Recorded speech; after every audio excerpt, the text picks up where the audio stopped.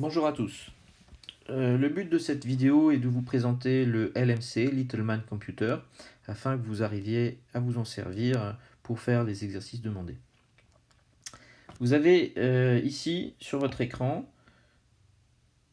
une première partie à gauche qui correspond à la zone dans laquelle vous allez pouvoir soit écrire vous-même votre programme en assembleur, soit faire exécuter un programme préenregistré dans le menu Select que vous pouvez lire ici. Ensuite, une fois que vous l'avez assemblé, vous avez un résultat qui apparaîtra dans cette partie-là. Ce résultat-là est donc interprété pour le Little Man Computer et les instructions seront directement visibles dans la partie d'adresse mémoire qui est ici, où vous avez des adresses qui vont aller de 0 à 99.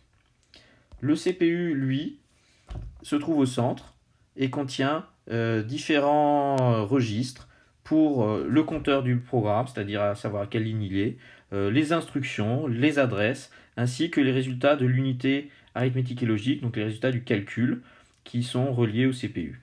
Enfin, vous pouvez voir qu'en bas, là, vous avez une zone d'entrée, input, et ainsi qu'une zone de sortie, ici, output. Alors, on va sans plus tarder exécuter un exemple. L'exemple, ce sera par exemple le programme d'addition. Vous en avez toute une série, hein. On va juste faire le premier. Voilà. Dans cette partie-là, vous voyez qu'il y a les instructions qui sont tapées donc en assembleur, ainsi qu'un commentaire qui a été rajouté.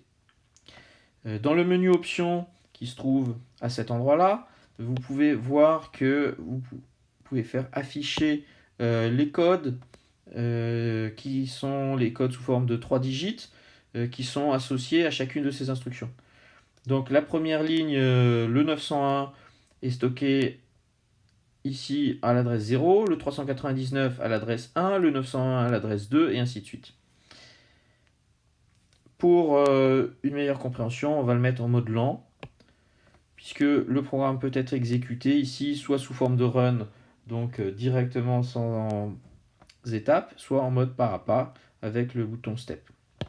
Donc si on le lance, la première chose qui se passe, c'est que l'unité arithmétique et logique va incrémenter le compteur du programme. Donc il saura que la prochaine instruction, ça sera à la ligne 1, puisqu'il est en train d'exécuter la 0.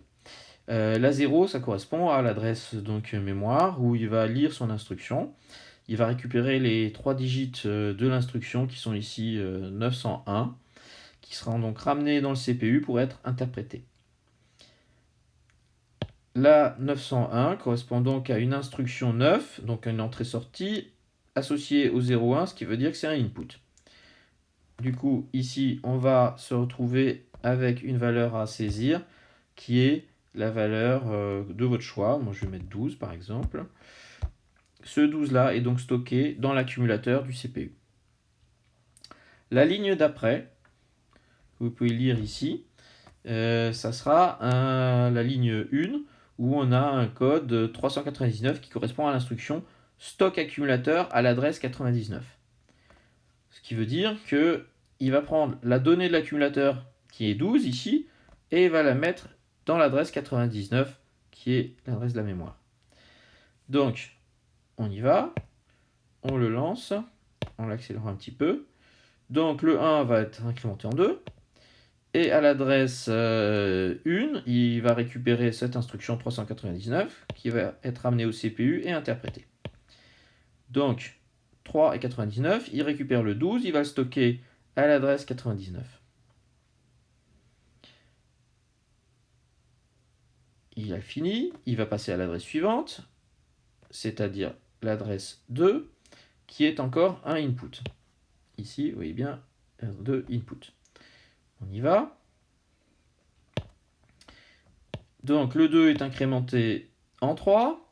À l'adresse 2, il va récupérer le code 901, qu'il le ramène. au CPU, et donc il va nous demander de rentrer une autre valeur. Donc, on va essayer avec un 13. Ce 13 est stocké dans l'accumulateur. Ligne suivante, ça va être à l'instruction ici 3, c'est-à-dire un code, l'adresse 3, un code 199 qui correspond à add, ce qui veut dire qu'il va rajouter la valeur de la case mémoire 99 à l'accumulateur, c'est-à-dire qu'il va les récupérer le 12 pour le rajouter au 13. Donc il a incrémenté l'adresse, il va chercher mon instruction qui est à l'adresse 3, qui est donc le add. Donc il va maintenant chercher ce qui se trouve à l'adresse 99, c'est-à-dire la valeur 12 qu'on a stockée tout à l'heure. Il va la ramener à l'unité arithmétique et logique avec le 13 pour être additionné. On obtient 25 stocké dans l'accumulateur. Instruction suivante. Donc il l'incrémente. Il va chercher l'instruction qui se trouve à l'adresse 4. C'est un code 902, c'est-à-dire une sortie. Donc le 9, entrée-sortie avec le 02, c'est une sortie. Donc il va prendre le 25 et va l'envoyer en output. Il va afficher donc 25. On pourrait croire que c'est fini, pas du tout. Puisque pour lui, il y a encore l'instruction 5, donc on continue. D'ailleurs, après la 5, il va penser qu'il y a la 6. Il va aller chercher cette instruction 5 qui est un 0. Il le ramène. Le 0, c'est une instruction d'arrêt, donc il s'arrête pour le coup, il a vraiment fini. Alors, voilà un premier exemple. On va recommencer, cette fois-ci, en effaçant tout. Donc vous pouvez simplement recharger la page et elle sera vide, ou alors effacer la mémoire et recommencer.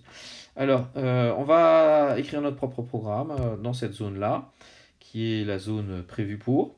On va écrire un programme qui fait des choses très simples. On va récupérer une valeur de l'utilisateur, donc avec un input. On va lui rajouter 1, par exemple, et on va l'afficher. Donc un input. Voilà. Ensuite, on veut rajouter un nombre, donc 1, par exemple. Donc on fait un add pour additionner. C'est pas parce que je rajoute 1 que je peux écrire 1 ici. Hein. Ce qui est après le add, c'est forcément une adresse, la mémoire. Comme je ne sais pas dans quelle adresse je vais stocker encore ma donnée qui est 1, je vais écrire ici une adresse. Je peux l'appeler Toto, mais je peux aussi l'appeler 1, par exemple. Voilà. Ensuite, une fois que j'ai fait ça, j'ai besoin de l'afficher, donc out. Et ensuite, mon programme est fini, donc je peux faire HLT pour alt. Voilà, il me reste à enregistrer ma mémoire, ma valeur 1 dans la mémoire. Alors, j'ai utilisé le 1 qui est en fait en toutes lettres, qui est juste un nom qui correspond à une adresse. C'est ce qu'on appelle un label. Donc je vais l'utiliser ici. Je vais mettre mon label d'abord.